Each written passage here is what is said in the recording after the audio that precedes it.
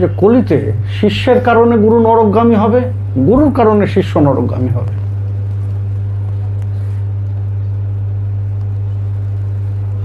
বললেন যে কিভাবে? এই যে আবেগে যারা দীক্ষা নিচ্ছে, ছোটাছুটি করে তারপর দেখছে যারে সকলে তো তাদের গুরুদেবকে ভগবান বানিয়ে দিয়েছে, তাহলে আমি বা বানাবো না কেন? আমিও আরম্ভ করলাম আমার গুরু ভগবান, আমিও আরম্ভ করলাম যে আমার গুরু ভগবান। গুরুদেবের চরণের মধ্যে যে যে পথে, কেউ বেলপাতা দিতে আরম্ভ করলো, কেউ তুলসী পত্র দিতে আরম্ভ করলো গুরুচরণে।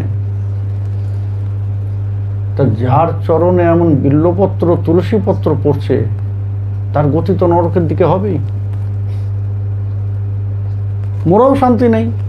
হয়তো উপর দিকে যাচ্ছিলেন গুরুদেব, শিষ্য তুলসী দিয়ে আরেন,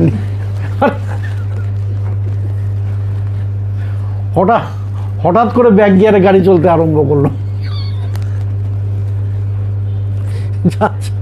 যাচ্ছিলেন উপর দিকে, হঠাৎ করে শিষ্য আবেগে তুলসী বিল্লপত্র দিল, ব্যাস গুরুদেব নিচের দিকে যেতে আরম্ভ করলেন।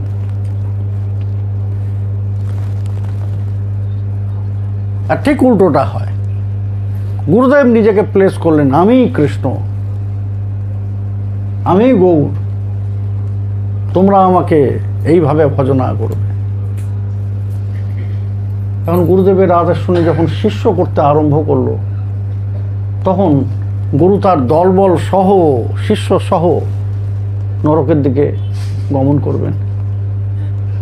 এর আগে গুরুদেব একা যাচ্ছিলেন, এরপর গুরুদেব ভাবলেন একা যাবো কেন, আমি সকলকে নিয়ে যাই। এখন আপনি গিয়ে নরকে জায়গা পাবেন না, এমন গুরু আর শিষ্যদের ভরে গিয়েছে নরকটা, নো ভ্যাকেন্সি। সেখানে নরকের বাইরে এখন লেখা আছে নো ভ্যাকেন্সি। হ্যাঁ, চতুর্দিকে তাকাবেন, এমন গুরু এমন এমন শিষ্য প্রচুর, এই বাবা সেই বাবা, সব নরকগামী। এই জন্য বলছেন যে সচেতন হয়ে, গুরু আমার কাছে কৃষ্ণ, কিন্তু আমার কাছে কৃষ্ণ, আমি তাকে শ্রদ্ধা করব তেমন ভাবে, উপাসনা নয়, আরাধনা নয়। এইটা ভুললে চলবে না যে আমার গুরু আমার সামনে কৃষ্ণ, আমি তাকে সেই মতো শ্রদ্ধা করব, ভগবানের মতো শ্রদ্ধা করব, কিন্তু এটাও ভুললে চলবে না গুরুদেব নিজেও একজন সাধক, তিনিও তার গুরুর সামনে শিষ্য, তাই না? তিনিও সাধক।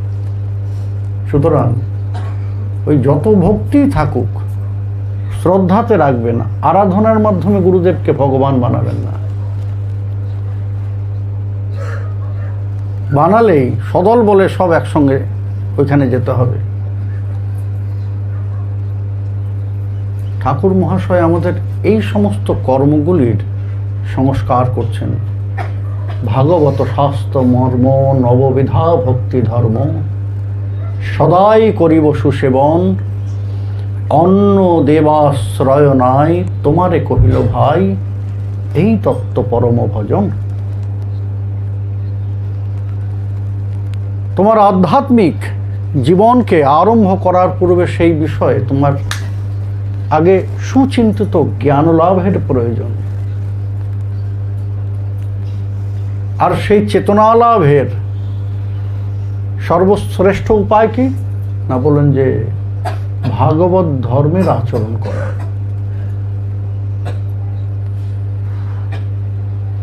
ভাগবত ধর্ম বলতে ভাগবত শাস্ত্র, এবং ভাগবত আমাদের যে পথের সন্ধান দিয়েছেন,